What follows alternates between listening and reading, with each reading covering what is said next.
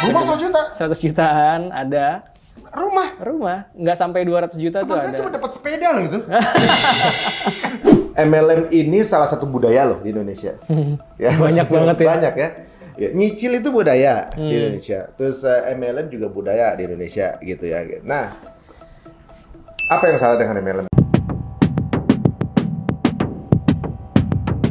Karena gimana ceritanya bahwa ya seperti yang saya ceritakan tadi, yang saya alami, yang kerja keras di bawah, yang menang yang di atas. Umat muslim ini kan kita hidup nggak hanya di dunia, tapi kan ada kehidupan selanjutnya. Jadi segala sesuatu yang kita transaksikan, segala sesuatu yang kita muamalahkan, yaitu semua akan diminta pertanggungjawabannya di kehidupan selanjutnya kan. Ya ke diri saya sendiri ya, suka berpikir manusia ini kadang lucu ya. Kan bilangnya, rezeki itu udah ada yang ngatur. Bener kan ya? Rezeki udah ada yang ngatur. Siapa? Ya Allah lah, gitu kan. Tapi ketika Allah bikin aturan, turunkan aturan tentang halal dan haram, gimana sikap mereka?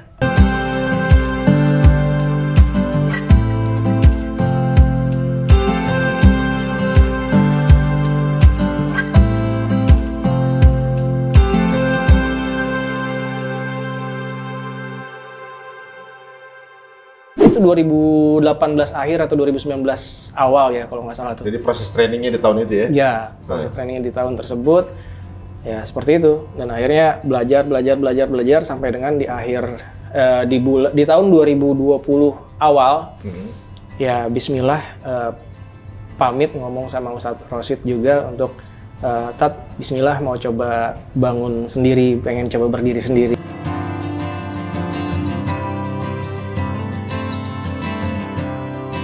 Masya Allah. Gitu kan. Apa 2 tahun itu yang didapat sampai akhirnya pede untuk lu sendiri?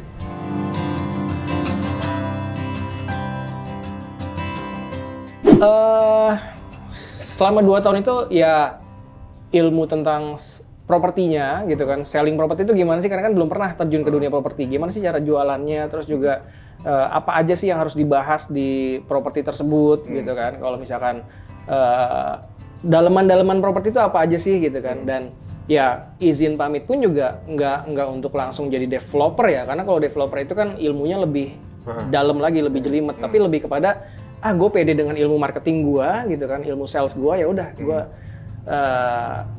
pamit dari situ untuk jualan properti dulu di tahun 2020, dan itu awal pandemi gitu. Awal pandemi orang kehilangan pekerjaan nih malah membuka satu bisnis yang mencoba peruntungan pada saat itu. Tapi gini, selama 2 tahun perekonomian secara pribadi bagaimana? 18 sampai 20. Alhamdulillah mulai minimal untuk makan udah nggak pusing gitu, untuk makan anak istri kayak gitu kan. Terus juga biaya sekolah anak itu lumayan kesupport juga, karena memang di selama 2018 sampai 2020 pun banyak mengerjakan selain memang selling on the stage. Jadi ketika customer gathering saya diundang ke proyek tersebut ya, untuk selling on stage, bicara depan panggung, di depan ratusan konsumen di situ. Dan closing berapa ya tuh? Pada saat itu alhamdulillah dari kurang lebih 120-an kalau nggak salah ya yang datang, karena ini berdua, jadi duet sama Ustadz Rosid dulu. Itu Ustadz Rosid bahas tentang muamalahnya, saya bahas tentang produknya sambil closingnya gitu kan. Dan kalau nggak salah waktu itu dari 120-an 50% closing. Masya Allah. Gitu. Sebenarnya kemampuan jualnya cakep banget nih. Jadi udah mulai ada berarti secara ekonomi sudah membaik ya, walaupun dalam proses gitu ya. Iya, masih dalam proses kayak gitu. Ya makanya ketika pamit 2020 awal ketika pandemi ya Bismillah coba berjalan sendiri, mencoba menghubungi waktu itu, karena memang udah punya konsep di otak nih dari 2019 kalau nggak salah ya. Itu udah punya konsep, gue mau bikin begini, mau bikin YouTube, mau bikin begini, konten lah intinya gitu kan. Ya qadarullah nggak tahu gimana, nggak kesupport aja di sana gitu kan. Nah makanya kan gemes nih dengan potensi yang saya punya, skill yang saya punya, sayang banget nih kalau nggak dioptimalin. Ya nggak tahu kenapalah ya akhirnya Bismillah mencoba untuk berdiri sendiri. Dan disitulah tahun 2020 awal pandemi itu mencoba menghubungi teman yang beliau profesinya adalah seorang profesional di foto dan videografi. Itu dan ya udah di pandemi itu kan wedding mah sepi kan, nggak boleh dong. Gitu. Namanya Harry, Ri, lo mau bantu gue nggak? Ini gue punya konsep begini nih, gitu kan. Nanti untuk YouTube, wah gue belum pernah properti om, kata dia. Ya udah, ini gue kirimin contohnya, gitu kan. Ya kalau konven kan banyak banget ya, properti reviewer properti itu konven banyak banget. Dan ya udah dikirimin contohnya. Kalau nggak salah hari apa, telepon 2 hari kemudian langsung syuting aja gitu kan. Dan ternyata alhamdulillah Masya Allah syuting kalau nggak salah di bulan April atau Mei. Kalau nggak salah di bulan Mei itu juga Allah langsung kasih closingan pertama 1,6 M.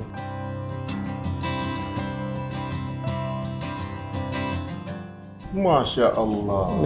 Dan itulah benar-benar jadi dan situlah benar-benar jadi modal awal lah ya, gitu, modal awal. Karena kan kalau properti itu komisinya kalau aturan negara 2-5% kan. Ya, jadi dari harga tersebut. Ya alhamdulillah jadi bisa jadi modal awal dan kehidupan juga mulai membaik gitu kan. Karena mulai punya pundi-pundi lagi lah gitu kan. Ya walaupun belum besar-besar amat. Nah disitulah akhirnya ngebangun channel YouTube itu pun juga sambil ingin membuktikan bahwa sebenarnya properti syariah itu masih lebih banyak yang amanah dibanding yang bermasalah. Karena banyak juga yang kemudian nggak sesuai akad yang kemana ya, itu kita harus hati-hati juga. Saya juga pernah kejeblos juga soalnya, jadi ya. Terus. Oh iya.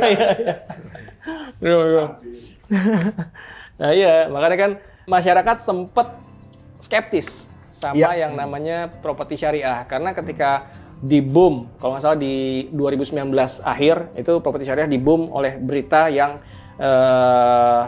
benar-benar merusak nama properti syariah, oknum gitu ya. Nah itu masyarakat kalau dengar properti syariah, sama aja, pokoknya udah skeptis lah gitu kan. Nah disitulah niat awal ngebangun channel YouTube Rumah Halal Indonesia itu ya untuk sambil membuktikan bahwa properti syariah itu sebenarnya masih lebih banyak yang amanah dibanding yang bermasalah. Ya alhamdulillah berjalannya waktu, channel YouTube mulai berkembang. Oh ternyata ada ya yang nonton, ngelihat komen-komennya pun. Wah alhamdulillah sekarang ada referensi terbaik nih. Kalau untuk nyari perumahan yang tanpa riba, yang halal, yang kayak gitu. Jadi justru dari komen-komen netizen itulah yang membuat kita tuh semakin semangat gitu. Oh ternyata kita tuh banyak yang ngedoain juga, kayak gitu-gitu kan. Akhirnya ya udah kita semangat terus, alhamdulillah mulai bisa bangun tim yang awalnya dulu karena WFH ya, ngegaji tim CS dulu, awal tim CS pertama tuh dulu kalau nggak salah 1 juta karena WFH juga kan. Ada nggak ya duitnya? Ri, ada nggak ya duitnya? Bisa nggak ya kita bayar? Kayak gitu-gitu, dan ternyata alhamdulillah sampai hari ini kita ada hampir 20 karyawan kalau nggak salah. Masya Allah. Sampai dengan hari ini kayak gitu. Nah makanya kan semakin ya ikutin aja apa yang kata Allah deh gitu kan. Ya udah ternyata semakin banyak juga yang percaya, semakin banyak juga yang trust. Skill kita di dunia digital, di dunia konten pun juga semakin terarah, semakin terasah.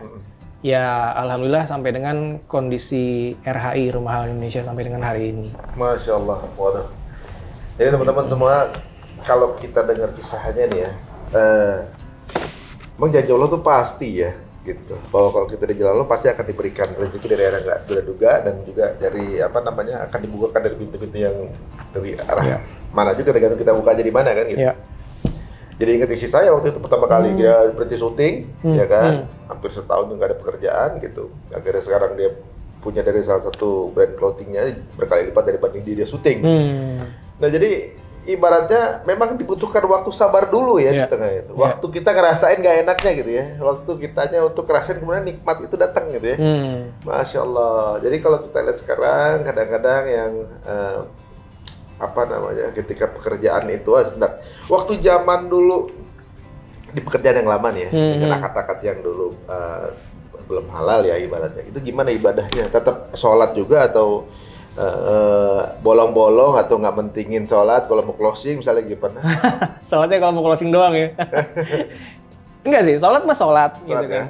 Cuman kan gini, sekarang sih berpikirnya gini, ketika dulu ya sholat mah sholat gitu kan. Tapi kan sholat itu kan ada yang ya ritual. Lo cuman jungkir balik doang atau memang ya hati lo, otak lo ikut ibadah gitu kan. Ya dulu sih kayaknya seperti itu, jadi sholat mah sholat gitu. Ya cuman masih ada belang bentongnya juga dulu kan. Ya biasalah subuh kesiangan, asar lagi sibuk kerja, ya kayak gitu-gitu. Ya, dan salah satu titik balik ketika itu ya dengar dari teman-teman soleh, kalau lo mau memperbaiki hidup lo perbaiki sholat lo kan. Gitu. Ya sholat mah gue sholat sih sebenarnya, ya cuman seberapa khusyuk lu sholat lu gitu kan. Ya, kayak gitu-gitu ya akhirnya oh ya udah belajar lebih dalam, perbaiki rezeki lu dengan memperbaiki hubungan dengan orang tua. Alhamdulillah sebenarnya nggak gimana-gimana. Intinya apapun yang bisa gue lakukan dan itu adalah baik menurut Allah, ya bismillah. Dan sebaik-baiknya orang adalah yang paling bermanfaat kan. Nah gimana caranya, salah satu doa yang sampai hari ini selalu saya panjatkan adalah ya Allah jadikan saya menjadi orang yang bisa bermanfaat untuk banyak orang.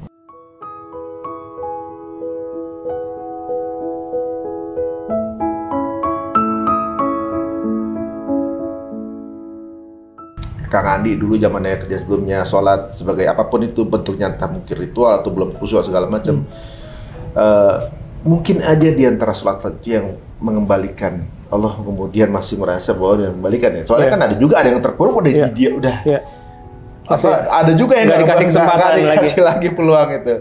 Ya mungkin dari antara doa yang mungkin di antara berapa puluh sholat itu ada yang diijabah, atau juga doa orang tua kita nggak pernah tahu kan, ya Allah masalahnya rahmatnya lebih besar daripada marahnya.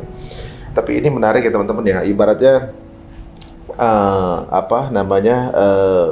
sesuatu yang di awal itu kelihatan nikmat walaupun kita berada di luar ya kan Allah, sebenarnya di dalamnya nggak terasa.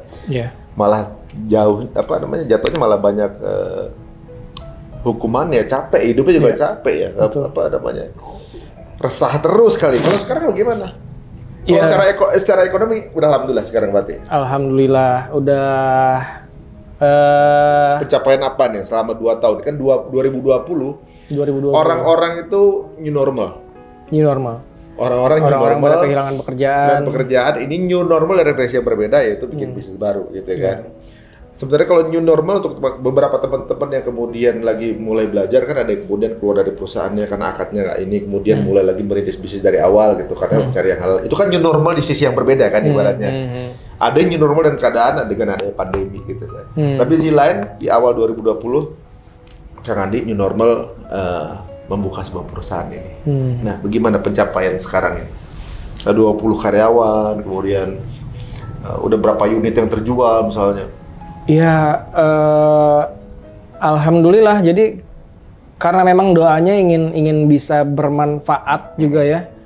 Itu cerita kalau misalkan lagi meeting sama teman-teman, sama tim, sama karyawan, denger cerita mereka, alhamdulillah senang banget di RHI ini, kerja di RHI, bisa begini, bisa begitu gitu. Jadi ngelihat dari situ aja, maksudnya mereka aja bisa begini, bisa begitu, yang artinya membahagiakan mereka, membahagiakan orang tua. Ya kalau tim aja bisa seperti itu, ya insya Allah kita sebagai founder, as owner gitu kan, ya insya Allah itu sebenarnya kebahagiaan yang luar biasa sih, di luar materinya ya gitu kan. Ya kalau secara materi ya alhamdulillah insya Allah cukup, bahkan lebih mungkin. Ya, alhamdulillah, ini Masya Allah luar biasa ya. Makanya kita juga mau terus buka peluang, mau ngajak teman-teman yang mungkin di posisi yang masih dalam ujian hijrahnya, ya kan? Karena kan ujian hijrah, ya kayak yang saya ceritakan sebelumnya, mungkin ada yang sampai di mana titiknya, ujiannya sangat berat dan kadang bikin kita stres sendiri, nggak tahu harus gimana, mau ngapain, ngelakuin apa.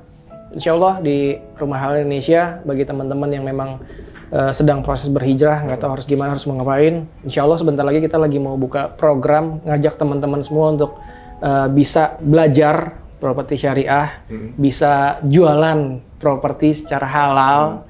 Jadi nggak perlu takut diperangi sama Allah gitu kan. Karena memang ya insya Allah secara akad-akad juga kita ada Ustadz Dewan Syariahnya ya. Artinya sudah terverifikasi, ya kita jalankan semua segala sesuatunya dengan cara yang halal. Waduh, nggak usah takut diperangi sama Allah, udah ditalangin dulu. Udah dicobain duluan. Udah. Ya teman-teman ada ungkapan, oh dia udah hijrah gitu. Sebenarnya kurang tepat ya. Udah itu kesannya udah sampai gitu. Mereka apa? Wah dia sedang hijrah, sedangkan is the journey perjalanan itu. Ya kita sama-sama belum sampai tujuan akhir kita jannah misalnya gitu kan. Jadi kita ini masih on the way sama-sama. Ketika sekarang posisinya sudah membaik, bukan berarti udah finish kan? Belum. Karena kan kita harus stability. Suatu saat nanti akan diuji lagi itu pasti kan gitu. Ya, bisa jadi. Bisa turun lagi gitu. Tapi mungkin sikap dan mindsetnya akan berbeda ya kalau dari dulu sama sekarang kan. Nah, ini yang mungkin bisa sambil belajar bersama di Rumah Halal Indonesia. Tapi dalam membangun ini tentunya juga kan tadi juga membuka kesempatan untuk orang belajar gitu ya. Berarti bahwa di bisnis ini pun butuh ilmu. Nah, selama berada di sini nih, sebenarnya apa sih kendalanya? Kalau mau ikutan di Rumah Halal Indonesia, misalnya jual rumah itu biasanya kendalanya apa sih gitu? Pernah ditipu nggak sih?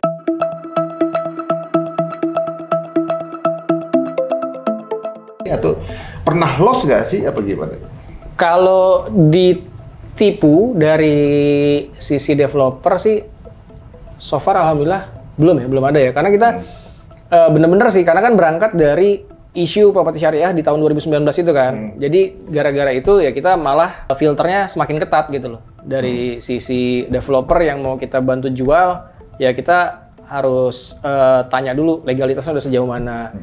Kepemilikan lahannya, akadnya seperti apa gitu. Punya tanggungan, punya kewajiban apa. Ya kalau misalkan memang udah sesuai dengan standar yang kalau mau kita bantu jual, ya udah ayo gitu loh. Jadi kalau ditipu dari sisi sana, alhamdulillah nggak ada. Karena akad sudah rapi dari atas. Ya, sudah ketat filteringnya dari awal. Sikap dari Rumah Halal Indonesia misalnya, ketika misalnya ada satu proses ya untuk orang mencicil rumah nih misalnya nih, kemudian gagal bayar, itu gimana sih? Kalau di mobil kan tarik mobilnya, gitu kan? Nah kalau di Rumah Halal Indonesia gimana? Nah kalau di Rumah Halal Indonesia itu kan di properti syariah, kan yang pertama adalah tanpa riba, tanpa denda, tanpa sita, tanpa asuransi. Sekarang sih kita lebih kepada tanpa riba, tanpa goror, dan tanpa zolim, gitu kan. Tanpa riba itu kan ya nggak ada dendanya, karena denda itu penambahan itu kan jatuhnya udah riba kan, gitu. Ada penambahan nilai dari yang sudah diakadkan itu jatuhnya riba. Gitu. Jadi tanpa riba, yaitu tanpa denda dan tanpa sita. Jadi kalau misalnya harus sepakat bersama ya. Iya, jadi apa yang sudah diakadkan di awal itulah yang akan dibayarkan sampai dengan akhir. Apapun yang terjadi nggak berubah. Waktu nggak fluktuatif tiba-tiba naik turun ya kan? Betul. Dan banyak kabar menarik ya menurut saya, kabar menarik ketika pandemi kemarin kan. Kan banyak yang gajinya cuma dibayar setengah oleh perusahaannya, bahkan ada yang nggak mampu bayar sama sekali.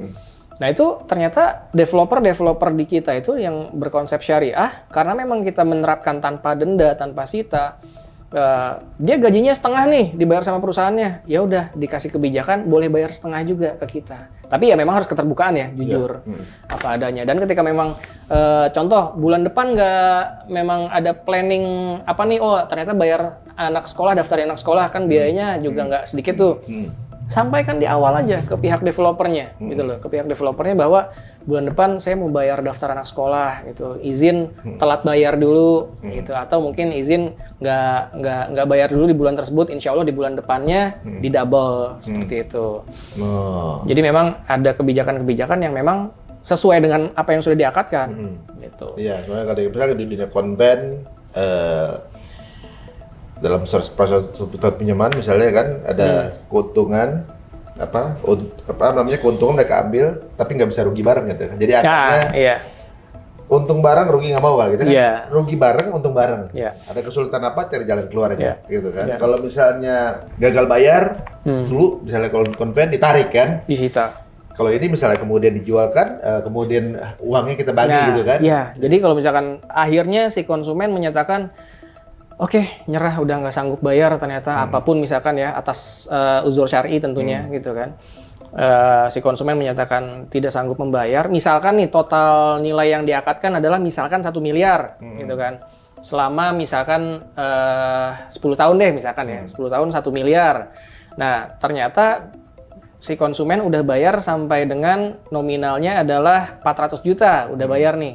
Dari mulai DP sampai dengan cicilan selama misalkan 5 tahun deh misalkan ya. Udah 400 juta. Nah, terus ternyata di tahun ke-6 dia udah nggak sanggup bayar dan menyatakan nyerah deh pokoknya gitu kan. Ya udah di tahun tersebut sama-sama kita jual. Dan di tahun ke-6 itu kan nilai propertinya sudah meningkat dong. Ya kan, misalkan nih dia beli harga cashnya sebenarnya adalah misalkan 600 juta. Karena cicil 10 tahun jadi 1 M misalkan ya. Ya kan boleh dong memang secara akad aslinya kan karena dicicil.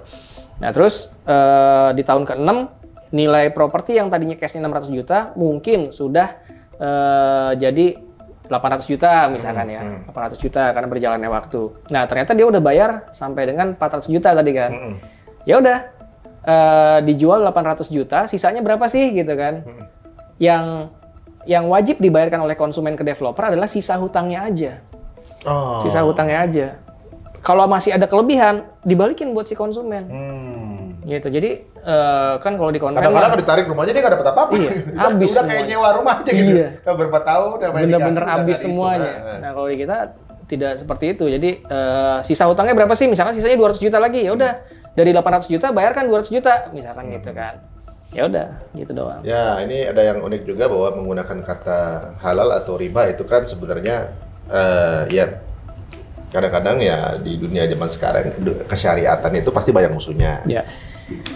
Ya misalnya gini mah ada komunitas yang anti riba misalnya itu banyak pasti yang nyerang, itu udah pasti ya karena memang kita struktur kehidupan kita memang udah dibentuk dengan ya kita nggak bisa menafikan bahwa memang kita kehidupan ribawi udah dari kita kecil semuanya udah seperti itu akadnya kita tahu. Baru kemudian kita belajar, baru paham kemudian kan. Nah sekarang brandnya namanya Rumah Halal Indonesia nih. Orang pasti yang nggak suka karena emang ada rumah haram, emang ada rumah halal kan akan seperti itu kan gitu kan. Ya namanya orang nggak suka kan gitu. Ya kalau emang ya kita juga ingetin dulu mungkin teman-teman yang siap-siap untuk mengebuli itu bahkan saya tanyain duluan. Gitu ya. Misalnya mau ngebuli itu, nggak usah nanya, mending langsung aja bikin ini dari Rumah Haram Indonesia. Nggak apa-apa bikin itu boleh kok. Gitu. Boleh kan kita nggak ada yang larang juga gitu. Nah ini al-wala wal bara jadi mau bikin Rumah Halal Indonesia bebas-bebas saja. Cuma kenapa namanya rumah halal? Apakah ada yang dimaksud dengan rumah haram tuh yang kayak gimana? Ini sebenarnya banyak banget komen tersebut baik di Instagram maupun di channel YouTube kita gitu kan. Rumah halal, wah jualan agama lu, apalah segala macam kayak gitu-gitulah yang langsung nyerang ya. Rumah halal, emang ada rumah haram ya, kayak gitu-gitu. Ya sebenarnya udah pernah kita bahas di konten Instagram kita. Simpelnya sih sebenarnya gini, umat muslim ini kan kita hidup nggak hanya di dunia. Tapi kan ada kehidupan selanjutnya. Jadi segala sesuatu yang kita transaksikan, segala sesuatu yang kita muamalahkan, yaitu semua akan diminta pertanggungjawabannya di kehidupan selanjutnya kan.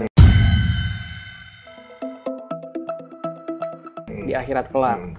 Gitu ya, makanya segala sesuatunya tuh ya harus dengan halal dong gitu kan, agar kita selamat di dunia, selamat juga di akhirat. Kadang untuk hal tersebut saya suka ya dari saya sendiri ya, suka berpikir manusia ini kadang lucu ya. Kan bilangnya, rezeki itu udah ada yang ngatur. Bener kan ya? Rezeki udah ada yang ngatur. Siapa? Ya Allah lah, gitu kan. Tapi ketika Allah bikin aturan, turunkan aturan tentang halal dan haram, gimana sikap mereka? Nah itu dia kan. Akhirnya apa enggak gitu sama yang ngatur gitu. Iya percaya rezeki udah ada yang ngatur. Siapa? Allah itu ada yang ngatur. Tapi ketika Allah turunkan tentang hukum halal haramnya, langsung pada pura-pura nggak tahu deh tuh, gitu kan. Itulah kadang-kadang ya lucunya saya sebagai manusia gitu kan. Sama-sama lah masih belajar gitu ya. Berarti kan hidup udah yang ngatur. Tapi gimana? Ya hidup gua tahu sendiri gitu. Soalnya gitu. Iya. Waduh, ini menarik ya. Memang konsep bahwa sebagai umat muslim kita punya mindset bahwa kita bukan cuma di sini hidupnya kan. Saya dikasih sama Ustadz ya, memang dunia itu cuma buat tempat meninggal kan ya? karena kita kelamaan keriput, sebentar nggak bisa jalan, kecil kan gitu kan, terlalu panas kegerahan, terlalu dingin flu. Cuma di dunia juga kita nggak tahan juga kan gitu sebenarnya. Nah itu dia sebenarnya teman-teman, banyak hal yang kita harus ingat bahwa banyak keterbatasan ketika kita masih hidup di sekarang ini ya, apalagi sebagai umat muslim pasti banyak koridor-koridor yang harus kita jalani, tapi ada kenikmatan disiapkan sama Allah ketika kita mengikuti syariah. Nah, waktu tadi ngomongin penjualan mobil dulu deh, gitu. Ketika menyicil mobil, ya kan, setelah mengetahui sekarang ada rumah halal, ada yang pengen beli mobil di zaman dulu, berarti zaman waktu jual mobil, tingkat keharamannya berarti berada pada bunga-bunga tersebut. Gitu, pada bunga-bunga itu. Tapi alhamdulillah sekarang sudah banyak yang akhirnya. Alhamdulillah, saya sih melihat ya, semakin kesini semakin semakin kesana. Semakin banyak yang berbenah gitu, karena memang mungkin ya yang pada berbenah itu juga mereka melihat bahwa umat muslim makin banyak yang aware sama bahaya riba. Gitu. Jadi mereka pun kan juga punya tanggung jawab penjualan, punya tanggung jawab target.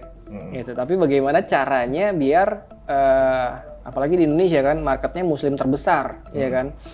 Semakin banyak yang aware dengan bahaya riba, ya mereka yang bebenah juga dong. Dan sekarang alhamdulillah memang pembelian mobil, elektronik, terus juga bank-bank syariah pun juga sudah mulai banyak yang mau mengikuti akad-akad yang sesuai dengan syariat gitu loh. Jadi bukan hanya label syariahnya aja. Kan banyak nih bank-bank berlabel yang belakangnya ada label syariahnya gitu kan. Tapi akadnya mah banyak ya. Ya, gitu. Ternyata masih juga dikenakan ada unsur ribanya, masih juga seperti itu. Dan ternyata beberapa lembaga-lembaga keuangan syariah ya, kita sebutnya LKS itu banyak yang mulai berbenah gitu. Ya karena kan mereka juga punya tanggung jawab penjualan. Gimana caranya kalau misalkan umat muslim dia pengen jualan ke umat muslim tapi wah mereka udah pada paham bahaya riba, nggak mau kena riba. Ya masa iya mereka terus dengan kegiatan ribanya gitu kan. Ya nggak akan kebeli pasti sama orang kan. Ya alhamdulillah sebenarnya kalau kita lihat sekarang kabar gembiranya adalah bahwa edukasi mengenai kesyariahan sudah mulai berkembang. Itu bisa dilihat dengan banyak tumbuhnya bank-bank syariah, bahkan ada bank syariah yang besar juga di Indonesia juga gitu. Maksudnya bahwa untuk menangkap konsumen ini pun sudah mulai ada satu desain yang untuk mengakomodir itu. Berarti menunjukkan bahwa growth-nya besar gitu kan. Apalagi kita Indonesia ini 13,7% umat muslim di dunia, jadi kita ini tinggal di dalam pasar teman-teman semua. Jadi ini yang menjadi semangat semestinya. Kita tinggal dalam pasar, semestinya kita yang jualan, bukan kita yang cuma beli doang, kan gitu.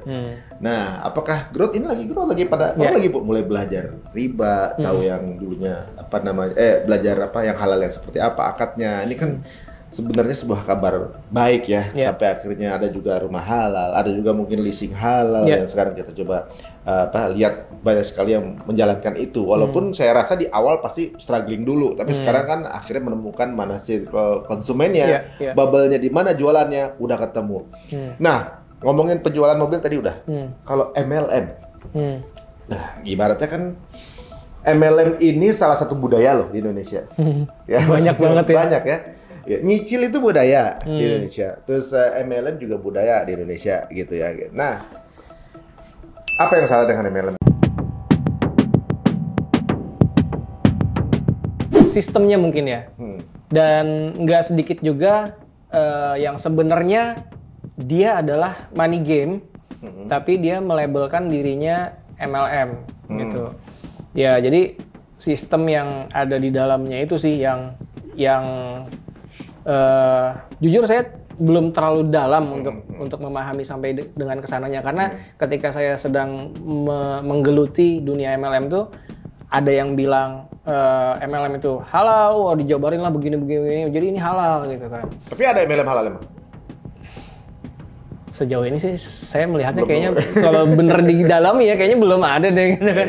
Karena gimana ceritanya bahwa ya seperti yang saya ceritakan tadi, yang saya alami, yang kerja keras di bawah, yang menang yang di atas, yang untung yang di atas gitu kan.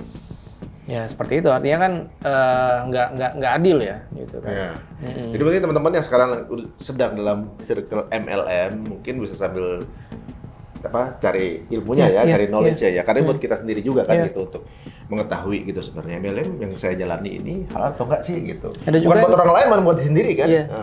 Ada juga MLM yang sudah melabelkan brandnya dengan ada belakangnya syariah kayak gitu-gitu. MLM syariah gitu. Nama perusahaannya dan belakangnya ada syariahnya ya, tapi nggak tahu ya, belum mendalami ke sana. Gitu. Ya semoga mereka benar-benar sudah mempelajari isinya dan jangan termakan dengan jangan terjebak ya, dengan indahnya dunia aja pasti gitu. Akan kena prank. Pas didalami ternyata kan ternyata selama ini salah, misalkan seperti itu. Ya kadang-kadang money game itu ada di mana-mana sebenarnya, kayak misalnya bahkan ada juga money game yang dijalankan ketika menjalankan umroh, ada juga kan dengan sistem ponzi atau segala macam kan, apalagi dengan ibadah dengan pola yang sebenarnya nggak syariah, itu pasti akan berantakan dan terjadi kan benar kan. Dengan sistem ponzi atau segala macam akhirnya ya berantakan juga akhirnya karena memang tidak sesuai syariat. Nah, kira-kira nih mungkin ada yang kemudian tertarik untuk mencari tahu ya gitu ya. Nah, setelah mendengarkan sejarah atau juga perjuangan hidup dari Kang Andi ya, selesai pada posisi sekarang ini gitu ya. Walaupun itu masa lalu, tapi banyak value yang juga sebenarnya juga nggak buruk ya. Ibaratnya walaupun dari sisi nafkah saat itu mungkin merasa belum halal, tapi ada value lain yang saya rasa mungkin Allah justru memberikan rezeki, yaitu value perjuangan itu. Kan gitu. Jadi perjuangan bersama istri ya kan. Tidak menyerah. Nggak nyerah, sama istri sama-sama ngerasain susah. Ini kan value-nya luar biasa gitu. Ya susah juga kita mendapatkan pelajaran itu kalau di kuliah kan, ini sesuatu yang mahal dan akhirnya bisa melewatinya dan kita tahu seperti apa sih uletnya istri kita, keluarga kita dan anak-anak juga tahu bagaimana tanggung jawab seorang ayah yang kemudian harus nutupin, udah nggak perlu tahu lah. Ini urusan gua.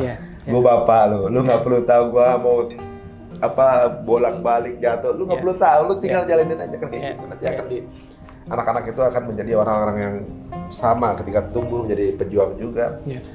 Nah, kira-kira kalau mereka ingin tahu apa sih yang dirintis sekarang itu, akunnya apa yang bisa di follow atau juga mungkin mau tanya-tanya?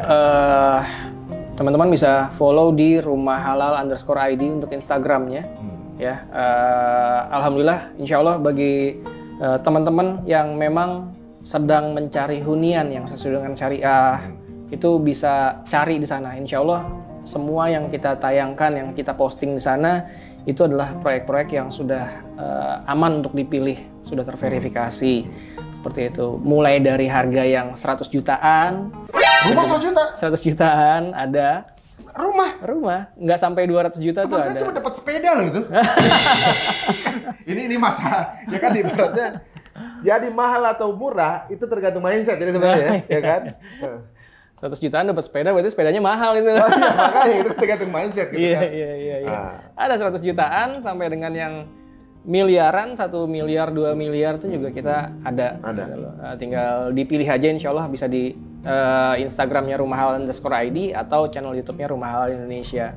Dan kalau bisa dicicil ya? Bisa dicicil, insya Allah sesuai dengan syariah. Masya Allah, itu sebenarnya ketika ingin menjadi orang yang bermanfaat, barusan kita dengar ini sebuah solusi ya. Solusi berarti kan manfaat, mudah-mudahan ya teman-teman ya tersolusikan, punya rumah, pendapatan masih segini misalnya, terus bagaimana caranya, mungkin bisa konsultasi juga bisa ya? Insya Allah bisa. Gitu ya? Jangan sungkan-sungkan untuk chat ke tim admin kami. Mau belajar dari mana jualan propertinya? Insya Allah, ayo. Insya Allah. Jadi nggak ada lagi opsi, ya soalnya nggak ada gitu, nggak ada lagi. Syariah bukan lagi pilihan, tapi syariah adalah kewajiban. Kewajiban, Masya Allah. Iya. Nah, yang nonton acara kita yang menyaksikan nih, apakah mereka sudah kemudian mencoba untuk mendekat ke jalan halal atau belum? Pasti lebih banyak yang belum, ya kan? Dan itu butuh proses dan perjuangan ya pasti akan beda. Karena pekerjaan di jalan sekarang pasti beda dengan perjalanan hidup dari Kang Andi juga. Mungkin ada di jenis pekerjaan yang berbeda, masih berada di sana dan ngerasa kalau ini ada yang salah, gitu kan? Kira-kira ada masukan apa buat teman-teman ini gitu? Ya bismillah ya teman-teman, kalau misalkan memang sedang tertipu mungkin ya dengan terjebak dengan nikmatnya dunia, coba dicek lagi, karena ya jangan sampai deh kita diperangi sama Allah dan Rasulnya gitu ya kalau terjebak dalam bahaya dosa riba, karena nggak ada potensi menangnya. Kalau ya tinju lawan siapalah mungkin gitu ya, masih ada potensi menangnya. Level gitu. masih ada kemungkinan menang. Masih ada kemungkinan menangnya. Perang lawan negara manapun masih ada kemungkinan menangnya misalkan. Tapi kalau yang memerangi Allah dan Rasulnya, ada nggak sih kesempatan menang? Jadi kalau misalkan memang saat ini sedang tertipu atau terjebak dengan nikmatnya dunia, gitu, yang padahal apalagi sudah paham gitu ya, jangan seperti saya dulu yang bodoh amat, orang bilang saya beli cash-cashan aja gitu kan. Ya siapa tahu itu memang udah kode kan, seperti tadi Mas Ari bilang kan, itu adalah kode, tapi kitanya masih bodoh amat. Ya jangan sampai nunggu diperangi sama Allah. Jadi coba cek lagi ke belakang, apakah yang muamalah yang kita lakukan ini udah sesuai dengan syariat apa belum. Apakah akan mengajak perang Allah dan Rasulnya apa enggak gitu kan. Ya amit-amit jangan sampai menunggu sampai diperas kering, dibersihkan semuanya. Ya walaupun ketika diperas kering itu pun, kalau Allah kasih kesempatan untuk bangkit lagi, alhamdulillah. Kalau yang tadi Mas Ari bilang kan ada yang sampai saat ini pun juga benar-benar terpuruk, nggak dikasih kesempatan untuk bangkit lagi. Ya subhanallah kalau sampai kayak gitu. Tapi ada juga yang dibiarkan keadaannya. Dibiarkan. Gampang banget nampilnya dari riba. Misalnya gampang, terus kita mau naik istidroj ya. Istidroj. Kasih semuanya, tak tiba-tiba saat end game selesai. Allah habiskan semua kesenangannya di dunia kan. Habisin gitu.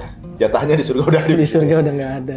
Amit-amit nauzubillah min zalik. Tapi itu pilihan ya. Itu pilihan. Kita coba memberikan sarana untuk sama-sama sharing informasi. Ya. Ini menarik juga teman-teman semua. Udah beberapa tahun yang lalu ya ada kisah viral gitu, seorang ahli ibadah. Ahli ibadah, kemudian juga panitia masjid, ya, orang masjid di community di perusahaannya dia, ahli ibadah di sebuah perusahaan gitu. Kemudian ketika dimakamkan, nggak tahu salah tempat, yang punya tanah makam itu mau memakamkan di situ punya dia, kemudian digali itu makam karena salah tempat. Ketika digali dalam kondisi semua kafannya udah terbakar. Gitu kan. Nah, kemudian dipindah makamnya, keluarga juga bingung kan saat itu. Dan ini cerita yang ibaratnya bukan kisah hoax ya, maksudnya karena real life terjadi ya. Mungkin teman-teman bisa cari infonya di mana. Yang ternyata beliau memang pelaku ibadah, memang orang DKM, tapi perusahaannya bergerak di riba.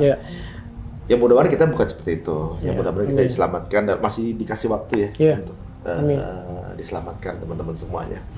Ya mudah-mudahan ya bermanfaat teman-teman kisah kita. Terima kasih Kang Andi. Sama-sama. Mudah-mudahan ya banyak yang mulai mempelajari, cari tahu lah minimal gitu. Amin. Atau juga mungkin sempat lihat beberapa menit, beberapa detik di tayangan ini, nggak apa-apa ya. Udah ada hidayah berapa kali, beberapa detik gitu ya. Mudah-mudahan kode itu ditangkap. Ya kita cuma melakukan effort, mudah-mudahan ada kebaikan di sana. Amin. Bisa bermanfaat, bisa menjadi inspirasi, mudah-mudahan. Amin. Ya mudah-mudahan keluarga Kang Andi dan juga timnya dilindungi Allah. Amin. Banyak. Amin. Dan keluarga sehat semua ya. Amin ya Rabbal alamin. Ya teman-teman semuanya, jika dirasa ini menarik atau juga mungkin dirasa ini bermanfaat, monggo silakan di-share. Nggak usah tanya lagi, mau kita langsung share aja ke teman-teman yang lain semua.